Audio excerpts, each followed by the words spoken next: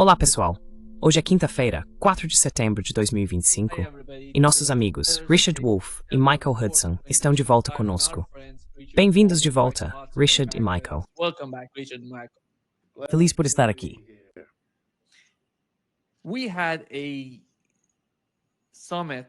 Tivemos uma cúpula na China, a cúpula da OCS, que foi enorme, com Índia, Rússia e China se unindo. Também tivemos potências regionais, Ira e outros países da Ásia Central, presentes, conversando com essas superpotências. Por outro lado, Armênia e Azerbaijão também participaram, considerando os novos conflitos naquela região. Aqui está o que Donald Trump disse e como ele reagiu ao falar sobre os Estados Unidos.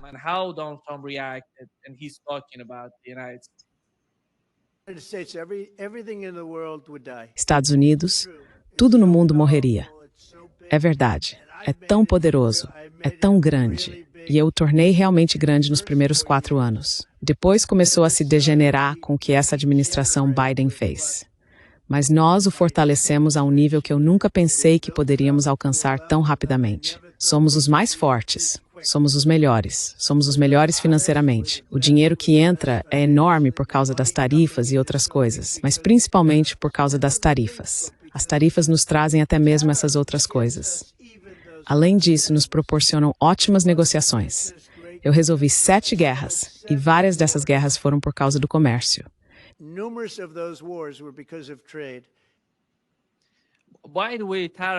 Aliás, as tarifas foram o principal motivo pelo qual a Índia acabou sendo empurrada em direção à Rússia e à China na cúpula. Depois de anos, a Índia participou da cúpula da OCS. Pode falar, Michael, qual a sua opinião?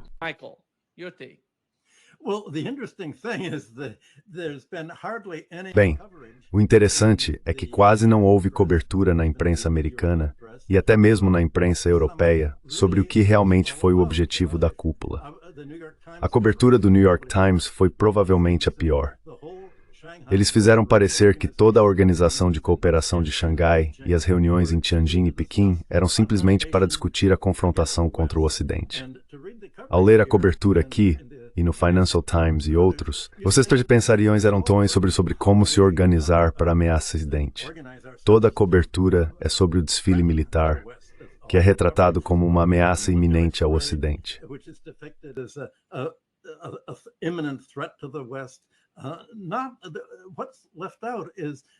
O que fica de fora é o fato de que todo esse foco no desfile militar tinha como objetivo lembrar o mundo do 80º aniversário do fim da Segunda Guerra Mundial na Ásia e também enquadrar toda a discussão de que o objetivo original da ordem econômica do pós-guerra, desenhada pelos estrategistas americanos, era acabar com o fascismo e introduzir uma ordem mundial justa baseada nos princípios das Nações Unidas. Repetidas vezes, tanto o presidente Xi quanto o presidente Putin e outros continuaram se referindo aos princípios das Nações Unidas de tratamento igualitário e não interferência em outros países. Era sobre como restabelecer essa ordem. E claro, eles reconheceram que essa ordem não pode mais incluir o Ocidente.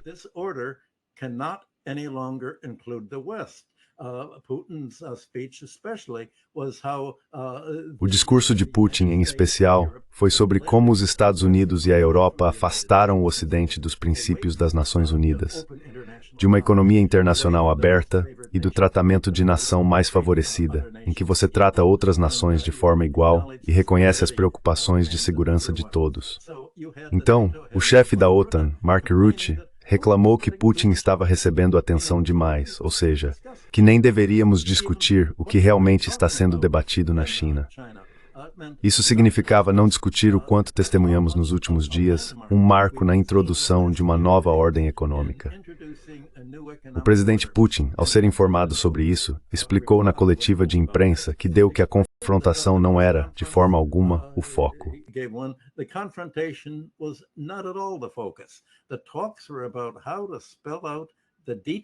As conversas foram sobre como detalhar a consolidação das relações entre os países asiáticos, os países do BRICS e os próprios países do Sul Global. Não houve menção ao Ocidente nos discursos feitos, e as coletivas de imprensa não eram realmente sobre o Ocidente. Elas eram sobre eles mesmos. Especificamente, como a Ásia e os países do Sul global podem seguir seu próprio caminho com o mínimo de contato e exposição ao Ocidente. Eles não estão tentando atacar o Ocidente. Estão tentando se isolar e se libertar do modelo econômico ocidental de thatcherismo, financiarização e neoliberalismo que levou o Ocidente à desindustrialização.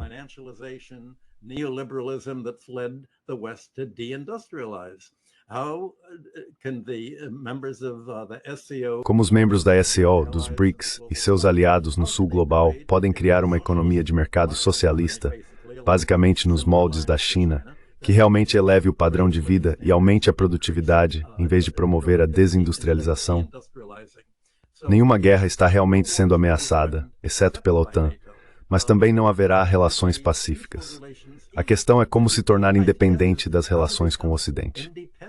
É isso que não está sendo discutido aqui. Essa divisão é melhor exemplificada pelo gasoduto Força da Sibéria 2. Essa foi a discussão mais importante que surgiu. That was the most important discussion that came out. And this was gas that originally was planned. E esse era o gás que originalmente estava planejado para ir para a Europa pelo gasoduto Nord Stream 1. Bem, tudo isso acabou. Esse gás da Sibéria agora vai passar pela Mongólia até a China. E assim como o gás russo impulsionou a indústria europeia no passado, agora vai fazer o mesmo para a China, Mongólia e outros países conectados ao gasoduto mútuo.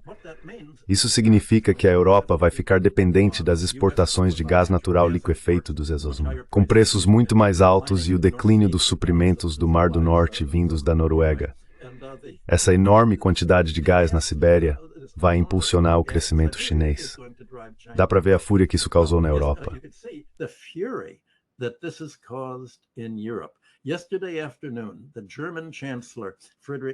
Ontem à tarde, o chanceler alemão Friedrich Merz chamou Putin de talvez o mais sério criminoso de guerra do nosso tempo. Ele disse que a União Europeia está se transformando rapidamente de uma união econômica em um bloco político-militar. Ele tomou decisões e fez declarações quase constantemente agressivas. Foi assim que o presidente Putin descreveu o que Merz disse, que os relatos ocidentais são simplesmente beligerantes. Putin afirmou: "Não presumimos que devam surgir novos estados dominantes. Todos estarão em pé de igualdade." Em outras palavras, nenhum novo estado dominante significa que eles não vão mais permitir que os Estados Unidos e seus satélites na Europa comandem o mundo. Certamente não comandem eles.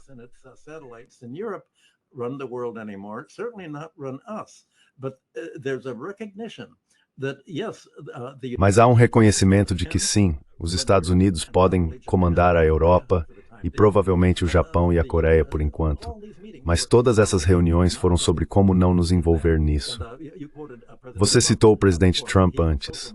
Nas redes sociais ele escreveu: "Presidente Xi, por favor, envie minhas mais calorosas saudações a Vladimir Putin e Kim Jong-un enquanto vocês conspiram contra os Estados Unidos da América."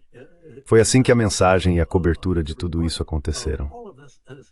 Não quero me alongar muito, mas só quero destacar o contraste entre a consolidação bem-sucedida da Organização de Cooperação de Xangai e o comércio e investimento dos BRICS.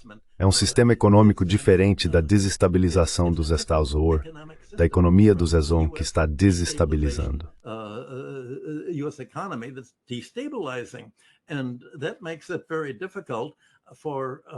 E isso torna muito difícil o resultado das reuniões. Acho que o que podemos discutir é, se o mundo está se dividindo em dois sistemas diferentes, como isso vai afetar países que tentaram manter um pé em cada sistema, como a Turquia. Originalmente pensava-se que a Índia seria o elo fraco do BRICS, e que a Índia estava tentando manter um pé na economia dos Estados-Unidos e o outro, na medida do possível, com o BRICS.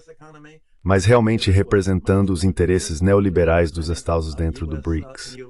As tarifas do Trump mudaram tudo isso. Por coincidência, apenas uma semana antes da reunião, Trump não deu à Índia nenhuma escolha, a não ser escolher seu futuro com o BRICS e se reconciliar com a China, dizendo que aquela região fronteiriça no Himalaia, onde não há uma fronteira realmente definida, não é importante.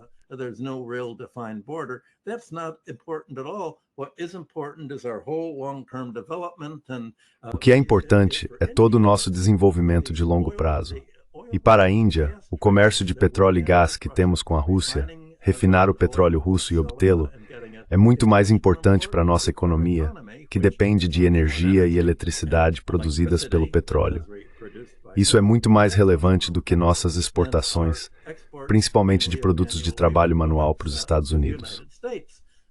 Bem, Putin continuou dizendo que a Índia precisa do mercado dos Estados Unidos, que o país vai desmoronar sem esse mercado. E acho que o presidente Modi deixou muito claro que esse não é o caso. Você tem essas duas dinâmicas opostas em ação. Por um lado, os BRICS e a maioria global estão tentando se isolar dos Estados e da OTAN, não para atacá-los, não para serem rivais, sem rivalidade envolvida, porque estão fazendo coisas completamente diferentes.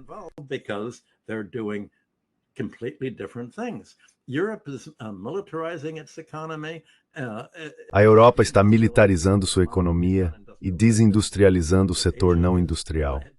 A Ásia também precisa arcar com custos militares, mas está tentando continuar a espalhar o bem-sucedido modelo industrial chinês para todos os outros países do BRICS e organizar esses tratados em que estão trabalhando de acordo para consolidar suas relações mútuas. E é isso que tanto incomoda o Ocidente.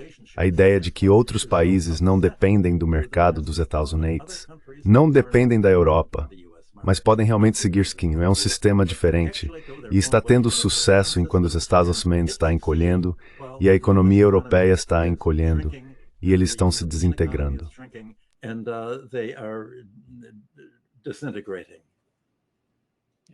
Pode falar, Richard.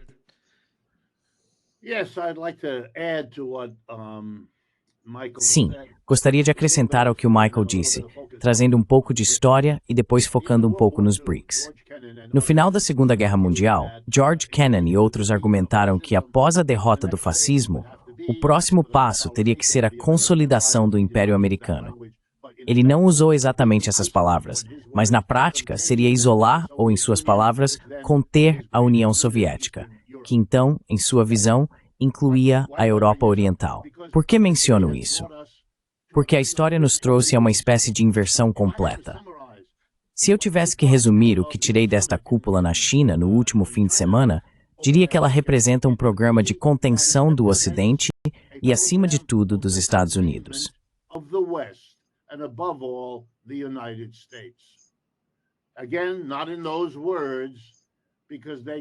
Novamente, não com essas palavras, porque eles fazem questão, ao que me parece, de não usar essa linguagem, porque as palavras importam.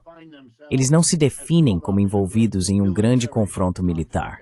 Eles não se descrevem como alvo de uma grande conspiração. Eles não fazem isso. Você pode gostar, assim como eu gostei, do que o Sr. Putin disse quando lhe mostraram o trecho que você acabou de nos mostrar, Nima, sobre, sabe, minhas saudações enquanto você conspira contra os Estados Unidos. Quando perguntaram o que ele achava disso, o Sr. Putin abriu um grande sorriso e disse que apreciava o senso de humor de Donald Trump.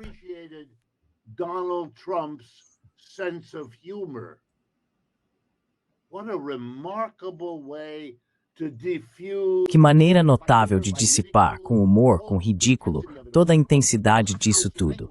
A linguagem exaltada agora vira piada.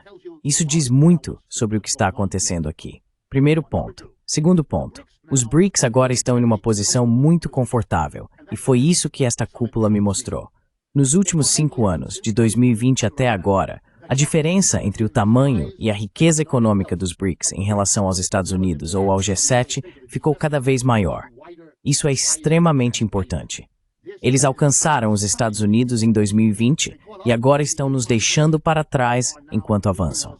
É por isso que o ponto do Michael é tão importante.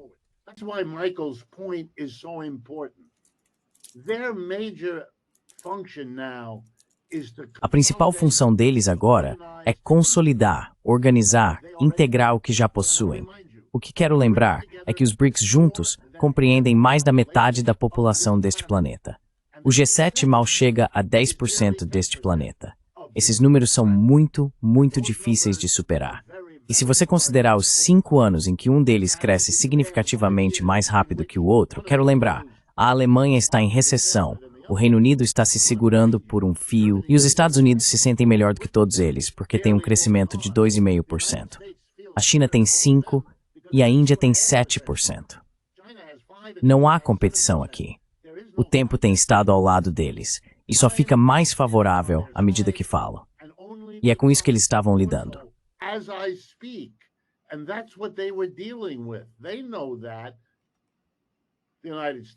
Eles sabem disso. O povo dos Estados Unidos também sabe. Todo mundo sabe. Mas isso significa que eles não precisam e não querem uma confrontação militar. E eles não querem porque não precisam. Enquanto o Ocidente quer porque precisa.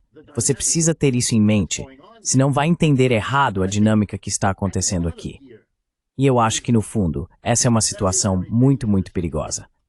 Deixe-me encerrar meus comentários com isso. Os Estados Unidos mantêm cerca de 700 bases militares ao redor do mundo. Rússia e China não têm nada parecido. A China lista uma, e eu não sei quantas a Rússia lista, mas é insignificante. Ok, o que isso significa? Bem, deixe-me dar um segundo exemplo.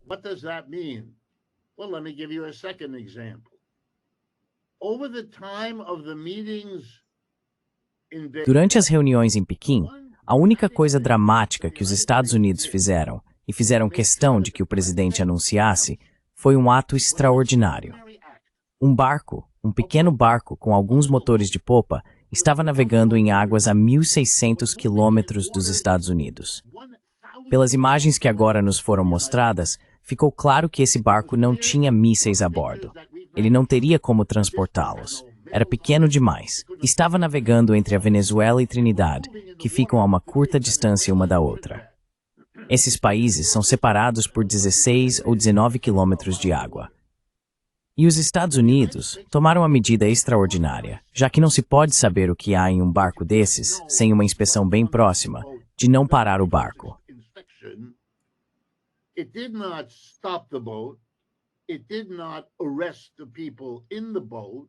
Não prendeu as pessoas no barco.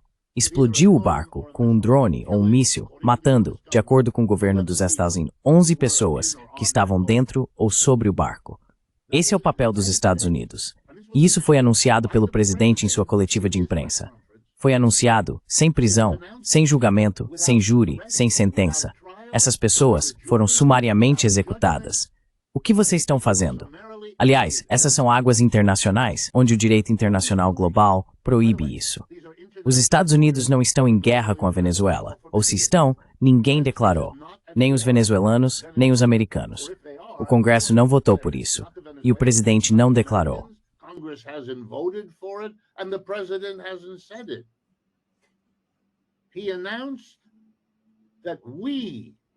Ele anunciou que nós, seja lá quem fosse esse nós real, afundamos um barco de drogas, como se ele soubesse a 1.000 milhas de distância o que havia naquele barco e para onde as pessoas no barco estavam indo com o que havia nele. Já que está a 1.000 milhas de distância e já que há muitos países entre aquele lugar e os Estados Unidos, aquele barco poderia estar indo para qualquer um deles com sabe-se lá o que dentro. O que você está fazendo? Esse é um ato tão ultrajante e será visto assim ao redor do mundo que você tem que perguntar o que te levaria a fazer isso? E o que te levaria a fazer seu presidente contar ao mundo que você está fazendo isso? A única resposta que consigo imaginar é que no curto prazo é muito importante tirar as manchetes do caso Epstein, que ameaça o Sr. Trump. E no longo prazo é uma ênfase de que a ação militar é a que nos restou.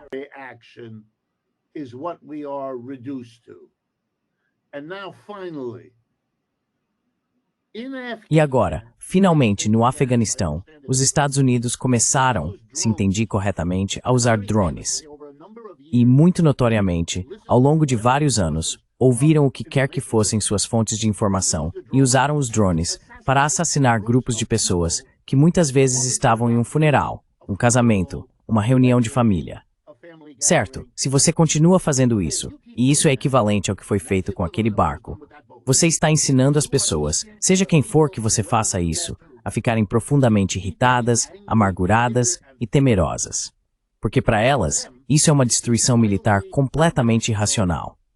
Se você quer saber honestamente por que a guerra no Afeganistão, que colocou os Estados Unidos contra o Talibã, foi perdida pelos Estados Unidos.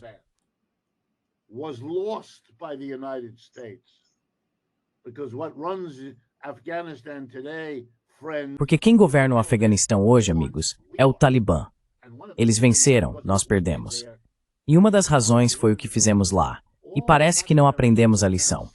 Toda a América Latina agora pode se perguntar: é possível enviar um barco com qualquer coisa para qualquer lugar no Mar do Caribe, por exemplo? Ou você está arriscando desagradar os Estados Unidos, que estão dispostos a ser júri, juiz, promotor e executor tudo ao mesmo tempo, instantaneamente, quando obviamente não há nenhuma ameaça iminente a qualquer americano em lugar algum? Estamos assistindo a algo que em si é pequeno, mas colocado em seu contexto, não é pequeno. É um sinal perigoso de uma dependência da ação militar, porque nada mais funciona para lidar com o seu problema.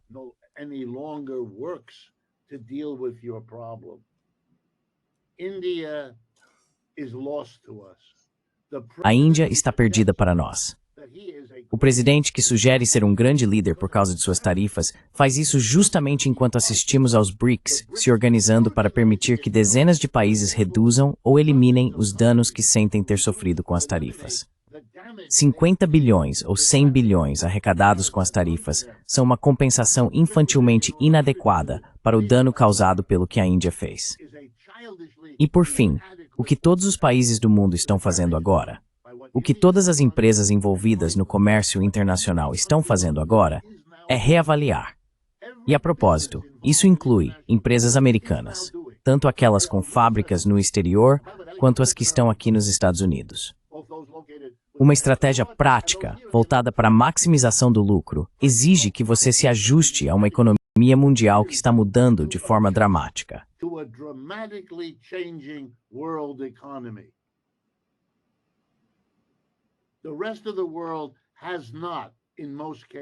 O resto do mundo, na maioria dos casos, não impôs tarifas aos Estados Unidos, mas eles poderiam. E se a evolução seguir em certas direções, eles o farão. Onde você localiza seu negócio, com quem você comercializa, de quem você compra, para quem você vende, todos estão recalculando. E nesse recálculo, a importância relativa do Ocidente está diminuindo, enquanto a importância relativa das pessoas que se reuniram em Pequim está crescendo. As únicas pessoas que vão ignorar isso são aquelas que são autodestrutivas, em vez de maximizadoras de lucro, como afirmam ser. Portanto, estamos assistindo a uma mudança na economia mundial, e estamos vendo uma reunião em Pequim, que será lembrada como um marco muito importante. O Sr. Trump acelerou essas mudanças. É só isso.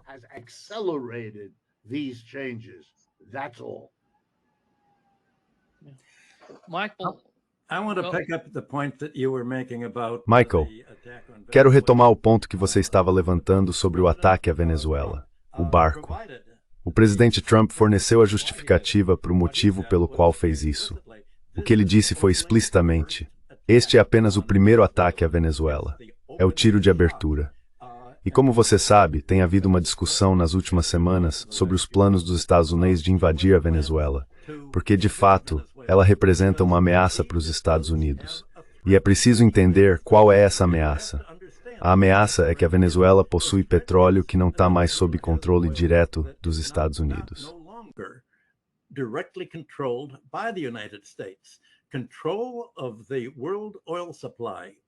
O controle do suprimento mundial de petróleo, ou pelo menos do suprimento de petróleo para os países satélites ocidentais, é fundamental para o controle diplomático americano sobre suas economias. É esse controle exercido pelas 8 irmãs, as grandes companhias petrolíferas americanas, britânicas e holandesas juntas, que permite aos Estados Unidos impor sanções e dizer: se o seu país não fizer o que queremos, por exemplo, se o seu país não romper suas relações comerciais e de investimento com a Rússia, vamos cortar o seu petróleo. Então acho que é preciso colocar o ataque à Venezuela no mesmo contexto da destruição do Nord Stream pelos americanos.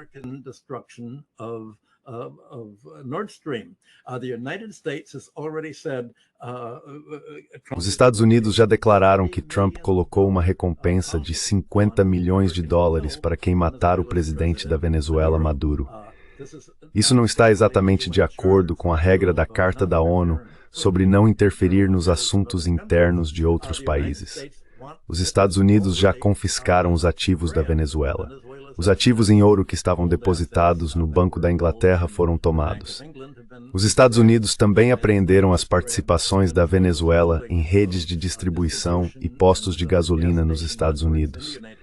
Os Estados Unidos querem o petróleo venezuelano porque é uma quantidade enorme de petróleo, e os Estados Unidos têm buscado controlar esse petróleo há um século. É por isso que suas refinarias não estão na Venezuela.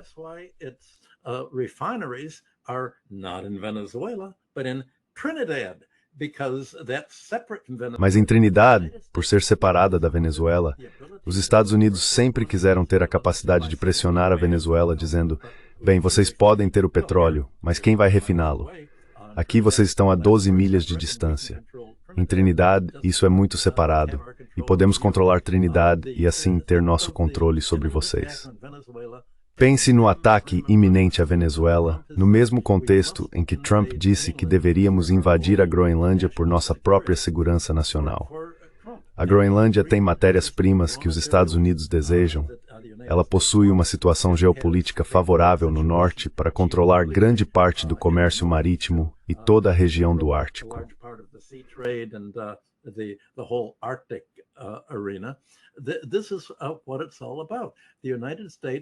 É disso que se trata. Os Estados Unidos querem realmente invadir a Venezuela e aparentemente têm preparado forças de fuzileiros navais para uma invasão. Não sabemos quantos. Existem vários rumores e relatos circulando, mas relatos suficientes para dizer que os planos já estão prontos. E quando Trump diz que este é apenas o primeiro passo, não se trata da votação. Não se trata de tráfico de drogas. Se você não gosta de outro país, se você não gosta de socialismo, qual é a tradução americana de socialismo? Tráfico de drogas, terrorismo, eles são acusados disso. Mais uma vez, a única coisa sobre a qual os Estados Unidos não podem falar, mesmo sendo forçados a isso, neocolonialismo imperialista, conquistar a Venezuela, conquistar a Groenlândia, assim como Inglaterra, França e Alemanha conquistaram parte da África. De repente, estamos de volta à história, 150 anos depois disso.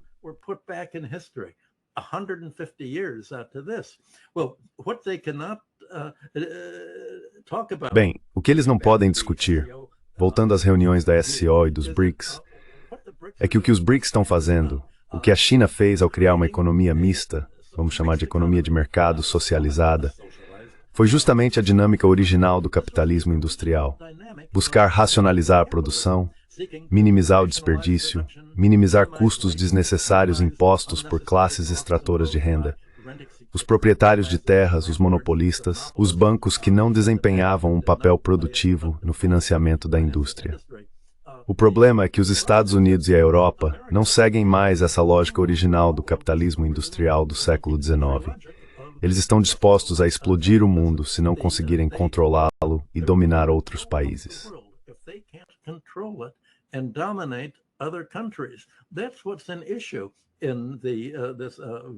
É disso que se trata nesse ataque ao barco venezuelano. Isso foi mostrado repetidas vezes na televisão aberta, a explosão do barco. Então talvez o título deste programa devesse ser Barbárie em Estágio Avançado. Esse termo tem sido usado em grande parte da internet, inclusive por convidados do seu programa Nima, como Alastair Crooke e outros. É barbárie em estágio avançado e a disposição de atacar outros países que os Estados Unidos e a OTAN não conseguem controlar. Esse é o contexto que a Ásia, os BRICS e outros países acompanhando para dizer vamos analisar onde a economia dos Estados Unidos e as economias europeias erraram.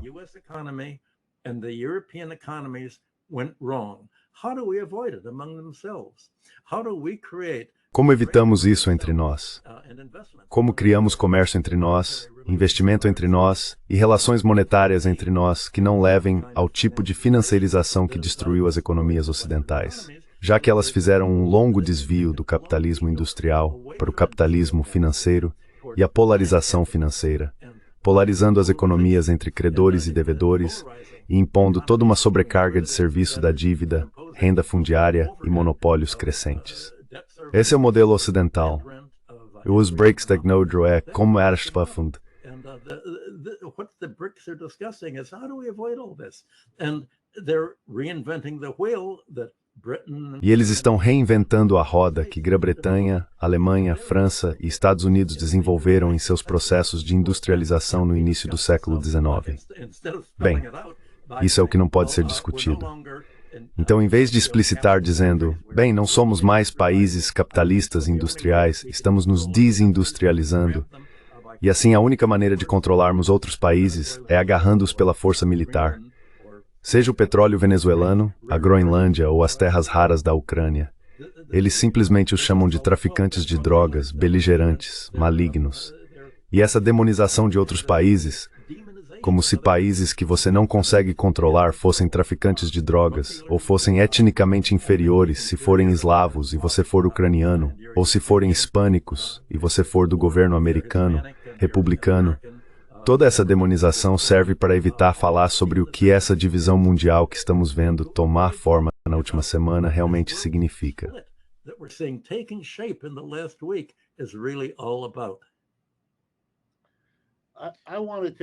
Queria acrescentar, porque há um debate em andamento que começa reconhecendo, corretamente na minha opinião, que também existem enormes diferenças entre os membros dos BRICS.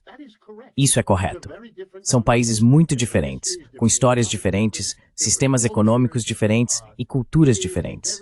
É um grupo muito complicado e heterogêneo em primeiro lugar. Neste momento, eles estão sendo unidos por um inimigo comum. E o que não se reconhece aqui nos Estados Unidos é que os Estados Unidos são esse inimigo. É por isso que você tem esse resultado aparentemente perverso. Os Estados Unidos querem fazer de tudo para descartar e negar os BRICS, e então se deparam com o fato de que são a força mais importante para unir esse grupo heterogêneo. Também é importante reconhecer que, à medida que o mundo está mudando, a forma como pensamos sobre a economia mundial também precisa mudar agora.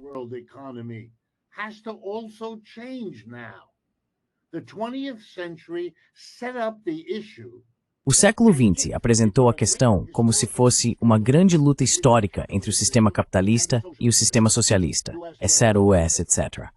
As questões levantadas pelo capitalismo versus socialismo ainda estão em pauta. Elas não foram resolvidas, nem no Ocidente, nem no Oriente. Elas ainda terão seu papel. No momento, porém, são secundárias, porque a questão central que motiva os atores e os acontecimentos mundiais é essa ruptura entre a dominação do Ocidente e a ascensão do Oriente, o declínio do G7, a ascensão dos BRICS. É perfeitamente apropriado pensarmos nessa dinâmica, não porque ela substitua ou torne irrelevante a luta entre capitalismo e socialismo. Essa luta está presente, logo abaixo da superfície e vai emergir novamente. And it will come to the surface. It does already now, but it will continue in one. Já acontece agora, mas continuará em um país ou outro, em uma região ou outra, em um grupo de trabalhadores em greve, em uma fábrica, em preencha qualquer lacuna de qualquer país, agora nos BRICS. Eles ainda não superaram essas contradições.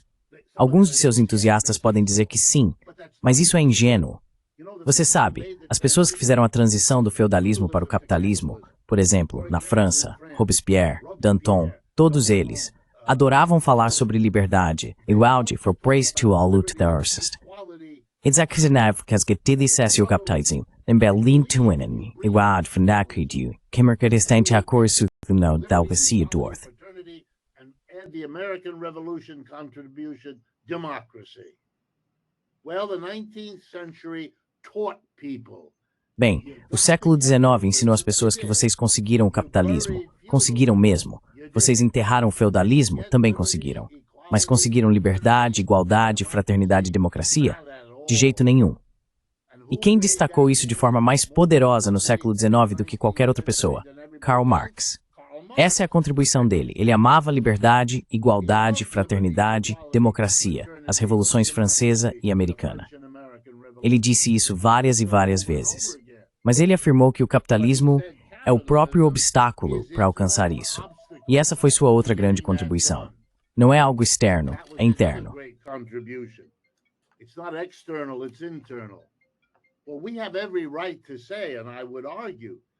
Bem, temos todo o direito de dizer, e eu argumentaria, que o BRICS é uma ruptura imensamente importante no capitalismo ocidental.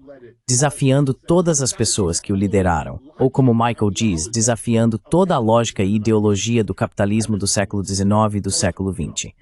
Então é algo, sabe, de uma importância além das palavras, mas isso não remove, apaga ou deixa para trás aquelas outras questões. Apenas nos ensina que, embora possamos ter pensado que a questão no século XX era capitalismo versus socialismo, muitas outras coisas estavam acontecendo, e agora elas vieram à tona, empurrando aquelas outras questões para o segundo plano, mas elas não foram resolvidas. O futuro vai nos mostrar que essas questões continuam na mesa, e isso vai acontecer na China e em todos os outros lugares também.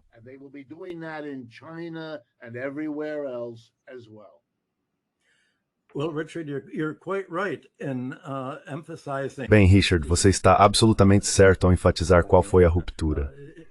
Os BRICS têm uma variedade de sistemas políticos e há forças neoliberais muito fortes dentro dos BRICS. Como eles lidam com isso? Bem, acho que o ponto-chave dessas reuniões é que, embora nominalmente sejam encontros geopolíticos, como temos visto na China, todo o conjunto de reuniões foi construído em torno desse aniversário militar do fim da Segunda Guerra Mundial.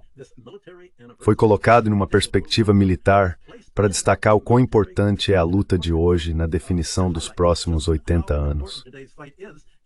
Porque assim como a promessa do capitalismo industrial de trazer mais igualdade e elevar o padrão de vida acabou desviando para o capitalismo monopolista e o capitalismo financeiro, os acordos das Nações Unidas e toda a ordem econômica que foi criada em 1944 e em 1945, que criou a ONU, o FMI e o Banco Mundial não cumpriram sua promessa de forma alguma.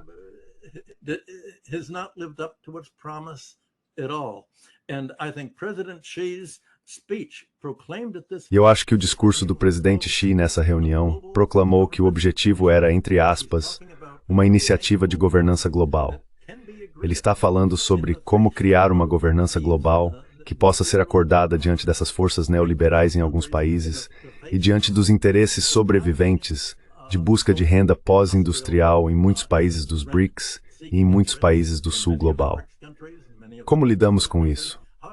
Tudo que eles puderam fazer, o que se propuseram a fazer, foi estabelecer um conjunto de pressupostos fundamentais para o comércio internacional. A não interferência era um deles. A igualdade entre diferentes países e não ameaçar a segurança nacional uns dos outros.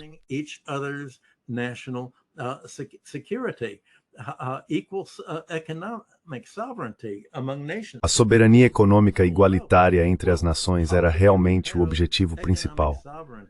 Mas como é possível garantir soberania econômica para os países do sul global, por exemplo, quando eles enfrentam o equivalente moderno do que a Grã-Bretanha e a Europa tiveram? A sobrevivência do feudalismo, a sobrevivência de uma classe de latifundiários, a renda da terra, a sobrevivência de monopolistas. O que os países do sul global herdaram, tão grave quanto o feudalismo, é a guerra estreita de suas matérias-primas e recursos.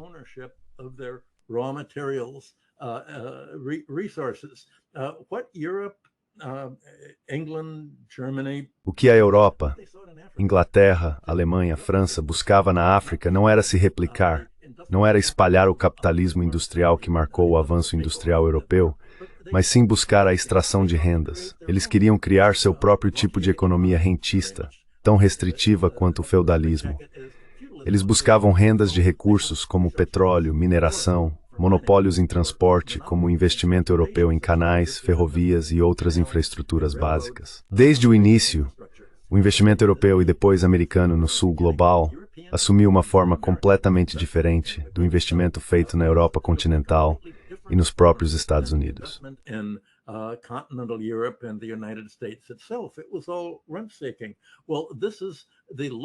Foi tudo busca de renda.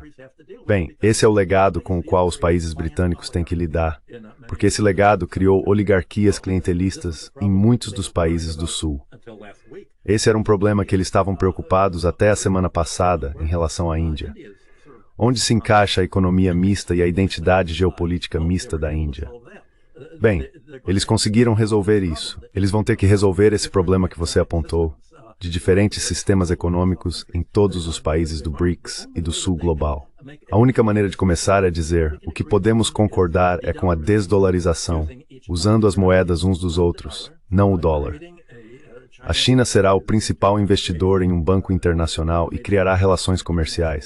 Isso precisa ser o começo. Trade relations, that has to be the beginning.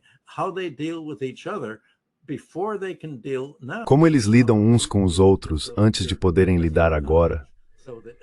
Como lidamos com suas economias domésticas para que outros países possam seguir o mesmo caminho que a China tomou ao manter o setor financeiro como uma utilidade pública, para criar dinheiro e crédito com o objetivo de investimento de capital e empréstimos produtivos, em vez de aquisições corporativas predatórias, alavancagem financeira e pirâmides de dívida como ocorre nos Estados Unidos. É isso que eles estão tentando fazer. Acho que o foco está nas relações geopolíticas internacionais, antes que possam então entrar nas relações domésticas. Resolver essa discussão geopolítica de, bem, como vamos organizar os meios de pagamento? O que é um empréstimo produtivo? A estruturação do comércio exterior e do investimento tem sua própria dinâmica na transformação dessas economias internas para se libertarem da economia ocidental, neoliberal, extrativista, financeirizada, predatória que existe aqui.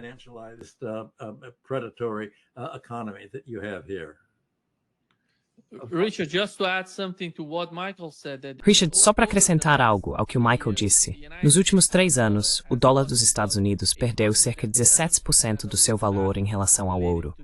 E esse é, na minha opinião, o principal ponto que Rússia, China e outros países estão tentando explorar em suas economias. O objetivo principal é se basear no valor do ouro.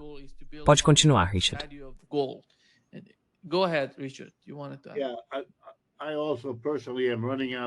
Eu também pessoalmente estou ficando sem tempo, mas só quero acrescentar um pequeno ponto.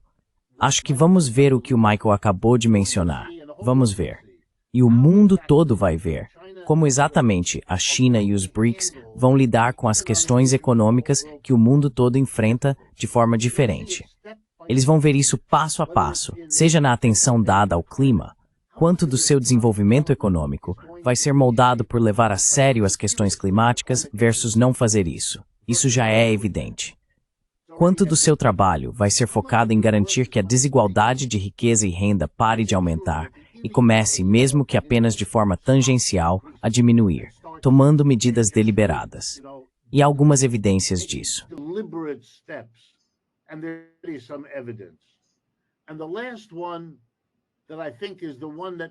E o último ponto que acho que pode ser decisivo é como você vai integrar a inteligência artificial.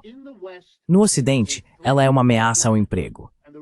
O motivo disso é que os capitalistas usam a IA, se é que a utilizam, se a instalam, porque podem demitir trabalhadores e substituí-los pela IA. Se você tem 100 trabalhadores fazendo uma tarefa e a IA permite que todos eles façam um pouco mais, você pode demitir 50 deles e ainda assim realizar o mesmo trabalho de antes com os que restaram. E você vai ver isso acontecer.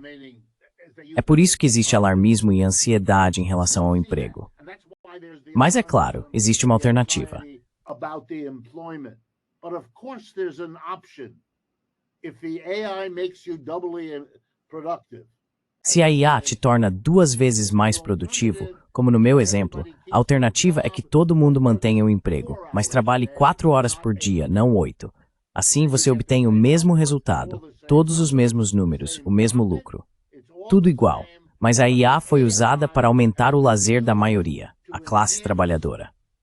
Ok, esses são os 2 extremos. Demitir metade dos trabalhadores ou manter todos e dar a eles um emprego de meio período, pagando o mesmo salário. Porque todos os números fecham. O lucro é o mesmo, a produção é a mesma, a receita é a mesma, os salários são os mesmos. Metade do trabalho, mesmo salário. Os trabalhadores adorariam isso. Bem, esses são os 2 extremos. Você pode fazer qualquer coisa entre eles. Well, those are the 2 poles. You can do anything in between. Essa vai ser uma decisão que cada vez mais países provavelmente vão tomar. E isso vai separar aqueles que, em geral, levam a sério os antigos objetivos socialistas e aqueles que não levam. E isso vai se tornar uma questão de disputa dentro de cada economia. É isso que quero dizer ao afirmar que não saímos do mundo do capitalismo versus socialismo. Na verdade, estamos mais próximos de tornar essa luta algo real, no dia a dia, do que estávamos antes. Só não entendíamos isso. Achávamos que a luta era X, na verdade é Y. É assim que penso que devemos enxergar a importância de todo o movimento dos BRICS. No entanto, me desculpem, tem outra coisa. Desejo tudo de bom a vocês e estarei pronto para ir na próxima quinta-feira, sem limite.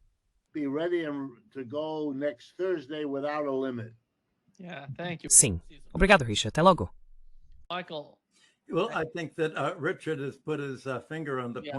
Bem, acho que o Richard tocou no ponto ao dizer que sim, é um confronto, mas não tanto entre socialismo e capitalismo, porque o que significa capitalismo? Na verdade, é entre socialismo e capitalismo financeiro. No final do século XIX, todos os escritores das economias capitalistas acreditavam que a trajetória do capitalismo industrial seria em direção a uma economia mista, e todos usavam a palavra socialismo. Isso significava algo diferente, como já discutimos, para pessoas diferentes. Havia muitos tipos de socialismo: socialismo anarquista, socialismo libertário, socialismo de ajuda mútua, socialismo cristão, socialismo de John Stuart Mill. Taxar os proprietários de terras. Basicamente, esse é o denominador comum da economia clássica.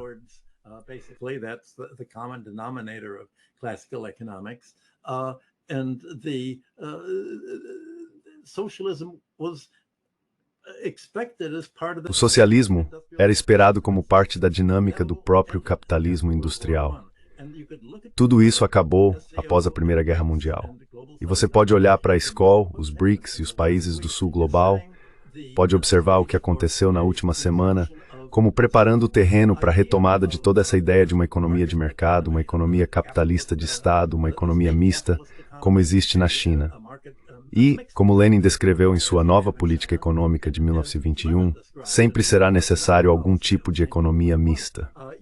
E também será preciso um sistema tributário, uma uniformidade tributária entre os países que fazem comércio e investimento, de modo que o sistema de impostos seja baseado na taxação da renda.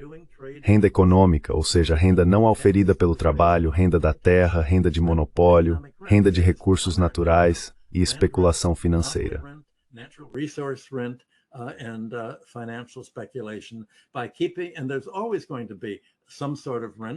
E sempre haverá algum tipo de renda, porque algumas localidades têm uma localização melhor. Sempre haverá um monopólio natural na forma de infraestrutura pública básica: transporte, comunicações, saúde, educação. Esses setores com potencial para extração de renda vão ser mantidos sob domínio público, e não pelo setor financeiro. E enquanto as finanças forem usadas junto com o sistema fiscal para moldar o funcionamento das economias, é sobre isso que vão girar as discussões, debates e teorias do desenvolvimento econômico nas próximas gerações. Bem, é exatamente isso que não está sendo discutido no Ocidente, mas está sendo debatido na China e entre os países que acabaram de se reunir em Pequim.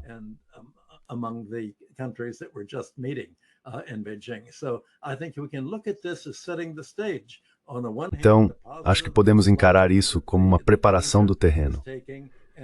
Por um lado, há os passos positivos que a Ásia está dando, atraindo tantos países do Sul Global quanto quiserem se juntar, mesmo que isso signifique se afastar de suas oligarquias clientes e de seus próprios interesses rentistas que o Ocidente colocou no poder. E é claro que é disso que se trata toda a luta americana contra a Venezuela. A Venezuela tentou fazer uma revolução socialista, com os Estados Unidos dizendo: vamos tornar o socialismo tão caro para vocês, por meio de gastos militares e sabotagem da sua economia, que poderemos então dizer que o socialismo é um fracasso, porque conseguimos destruir economias socialistas.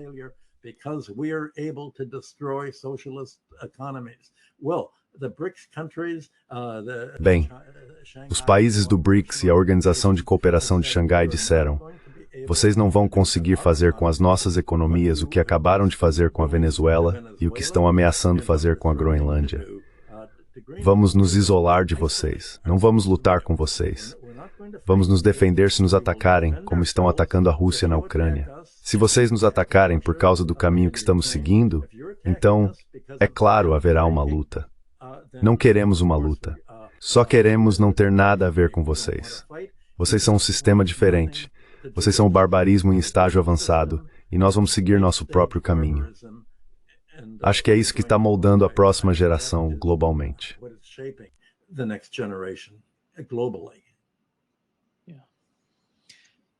Muito obrigado, Bafo, por estar conosco hoje. É grande prazer, como sempre. Thank you for having me, Nima. This was the right discussion to have. Obrigado por me receber, Nima. Esta era a discussão certa a se ter neste momento.